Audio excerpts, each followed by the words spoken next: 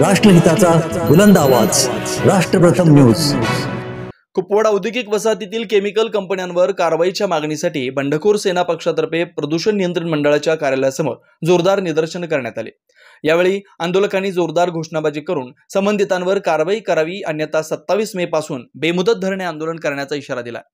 कुपवाड एमआयडीसीतील बेकायदेशीर केमिकल इंडस्ट्रीमधून सोडण्यात येणाऱ्या विषारी पाण्यामुळे सावळी, बामनोळी, काननवाडी, मिरज, कुपवाड गावातील जमिनी खराब होत आहेत। नागरिकांचं आरोग्य धोक्यात आलंय। यामुळे या केमिकल इंडस्ट्रीज कंपन्यांचे परवाने रद्द करावेत अशी मागणी केली। प्रदूषण नियंत्रण मंडळाचे क्षेत्रीय अधिकारी संजीव रेदासनी यांना निवेदन देण्यात आलं।